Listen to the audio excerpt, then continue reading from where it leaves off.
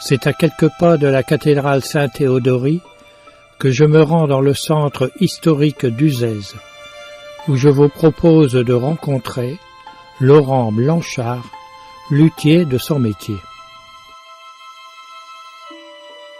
Alors je suis devenu luthier simplement par la pratique de l'instrument.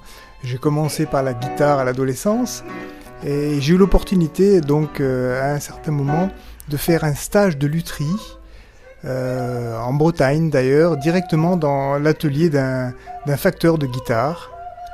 Et ce stage était initialement prévu pour plusieurs stagiaires, mais il s'est trouvé que j'étais le seul inscrit. Et donc j'ai eu une opportunité particulière, une chance quelque part, de pouvoir être le seul sous le contrôle du maître à l'époque. Et je pense que c'était un déclic fondamental. À la suite de ça, je me suis intéressé donc au parcours d'études qu'il fallait mener pour devenir luthier. Et je me suis assez vite orienté vers l'école de lutherie de Crémone en Italie, donc le berceau de Stradivarius.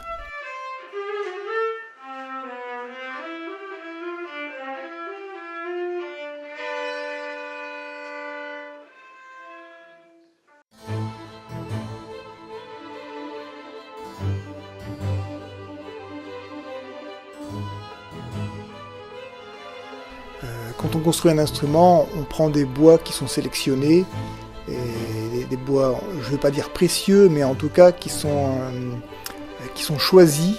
On ne prend pas n'importe quel épicéa, n'importe quel sapin ou n'importe quel érable. Voilà, ça c'est un moule, en fait, une forme de violon qui sert à la construction. Voilà, c'est autour de cette pièce en fait qui a les contours de l'instrument, les contours internes pour ce moule-là. Et sur lequel donc on va commencer à fabriquer les côtés et ensuite assembler l'instrument. Alors la viole, comme vous voyez, n'a pas de pointe, elle a juste des coins, mais n'a pas de pointe comme le violon. Pour construire donc le côté, ce sont des petites planchettes d'érable qu'on a courbées à la chaleur pour leur donner donc la bonne forme. Elles sont fixées sur des coins, des petits tasseaux là en bois, qui servent un petit peu de squelette à l'instrument. Voilà. Et quand on a terminé de préparer tout ça, on détache le moule des tasseaux et en ayant collé le devant et le derrière, ça forme la caisse de l'instrument. Voilà, avec le devant, la table et le fond en érable. C'était légèrement bombé. Est-ce que c'est travaillé sur l'épaisseur du bois ou oui, c'est le bois travaillé dans la masse, effectivement. On part d'une pièce d'une certaine épaisseur dans laquelle on sculpte la voûte en fait. Voilà, donc la voûte est préparée dans la masse. Et une fois qu'on a terminé la forme extérieure, on creuse l'intérieur pour lui donner une certaine épaisseur. Alors, je vous ai présenté la forme de la caisse de la viole d'amour, qui a cette forme particulière de la famille des violes. Mais alors, la viole d'amour a ceci de particulier, c'est qu'elle a un nombre de cordes supérieur à la famille des violes. Elle a en général une série de cordes jouées, qui sont des cordes harmoniques ou mélodiques, qui sont jouées à l'archet comme pour le violon, et une série de cordes qui sont juste tendues, et qui résonnent par sympathie, c'est-à-dire que par proximité des autres cordes que l'on joue, elles se mettent à vibrer. Donc voilà, ces petites presses, vous voyez, servent à serrer les bords pendant le séchage, quand on les colle. Voilà, et ça permet de réparer autant que de construire, bien sûr. Des petits outils propres à la lutherie qu'on ne trouve que dans les ateliers de lutherie, évidemment.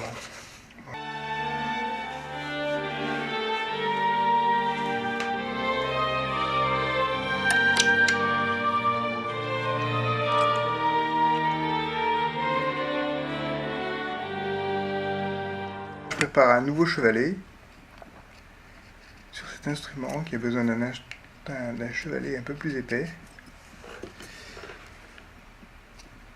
Et la préparation du chevalet, ce sont des chevalets qu'on achète ébauchés comme ça, chez un fournisseur spécialisé.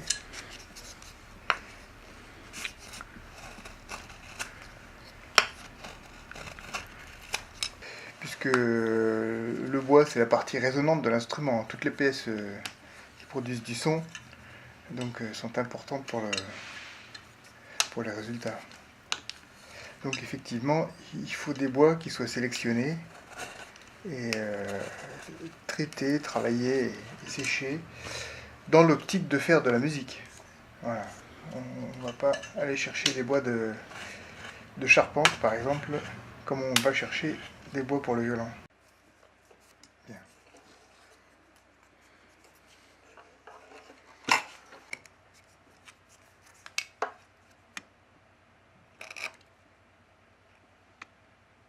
Non, la pièce, elle tient juste en équilibre par la pression des cordes. Donc c'est une pièce qu'il faut ajuster à l'instrument. Donc si je puis dire, l'emplacement joue sur la tonalité. Ah oui, bien sûr. Oui, oui, c'est réglé au millimètre près. Alors, il faut adapter évidemment le chevalet exactement à la voûte, à la forme du violon. Et il est placé donc effectivement sur une ligne imaginaire entre les deux crans qu'on voit sur le bord des ouïes là. Une ligne horizontale. Et c'est là que se place le chevalet. Voilà. Et latéralement, il se place dans l'axe de la touche pour que les cordes soient alignées évidemment. Alors les trous qu'on peut voir dans le chevalet, effectivement, on peut se poser la question si ça a une importance acoustique ou esthétique, mais effectivement il y a les deux. Il y a les deux. C'est à la fois visuel. C'était pas placé comme ça autrefois d'ailleurs, dans la période baroque, ça a un petit peu changé depuis, mais leur positionnement, leur taille détermine le son. Parce que cette pièce-là, qui ne pèse que quelques grammes, effectivement, elle a une fonction de transmission du son des cordes vers la caisse de l'instrument. Et tout ce qui influe sur cette transmission va changer le timbre, va changer la puissance, l'équilibre de l'instrument.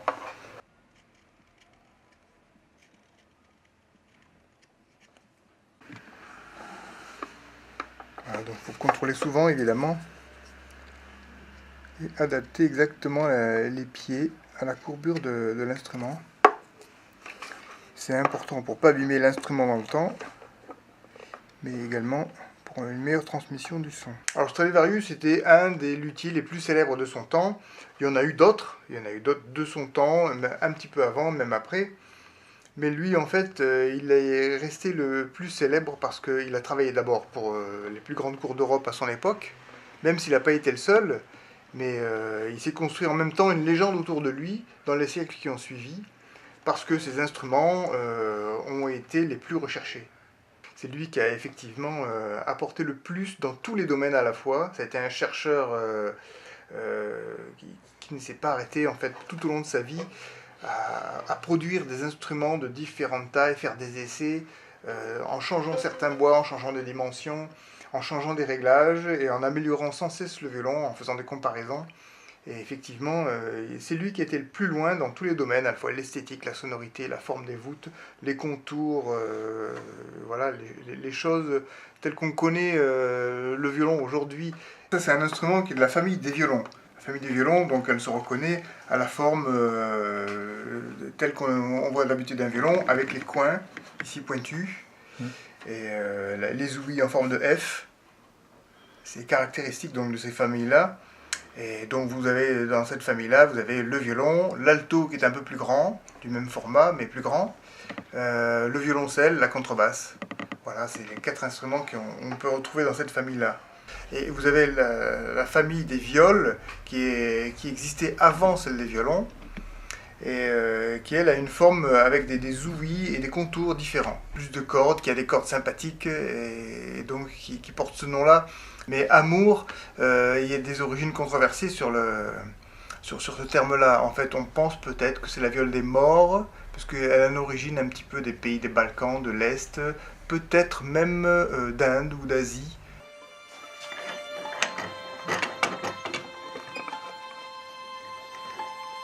Sur cet archer. L'assemblage d'un archer est complexe. Mais quelle matière est utilisée essentiellement pour les bras? Le crâne de cheval, oui, du crâne de cheval uniquement, et qui vient de Mandchourie, de Mongolie. Parce que les chevaux qui sont là-bas donnent du crâne de très bonne qualité. Ça dépend de la grosseur du crâne, sa qualité. Bon, on va dire qu'il y en a entre 200 et 250. Ça dépend, oui, au moins 200. La colophane, c'est la résine.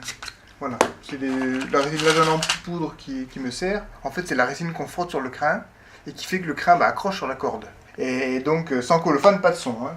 Quand vous avez les cheveux propres, eh ben, ça glisse et c'est super lisse. Et le crin propre, c'est exactement ça. Ça fait aucun son si on met pas de résine.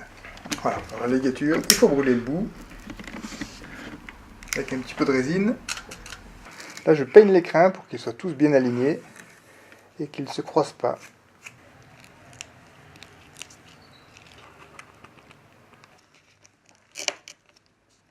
Voilà. Bien, alors là, on va humidifier les crins avec un petit peu d'eau. Voilà. Et pourquoi cette action? Parce que le crin, comme les cheveux, en présence de l'humidité, s'allonge. Parce que c'est là qu'on va les fixer. Il ne faut pas que la mèche soit tordue. Et la petite cale en bois est taillée telle que ce n'est pas collé. Elle est juste coincée. Une petite cale qui va aplatir le crin à la sortie de la bague. Ici, là. Doit avoir la bonne largeur, la bonne épaisseur. Voilà. Et donc derrière le crin, on va glisser un petit coin, comme ça. Donc après, il suffit plus d'attendre un petit peu, parce que le crin étant humide, il va se rétracter en séchant, et la mèche va s'égaliser d'elle-même. Mais ensuite, la qualité du son vient de la vitesse de l'archet et de la pression que vous faites. Donc il y a deux manières en fait d'augmenter le volume d'un instrument, soit d'augmenter la vitesse de l'archet quand vous jouez, soit d'appuyer plus fort. Et c'est deux manières différentes de changer le timbre, parce qu'effectivement, ça ne produit pas exactement le même son.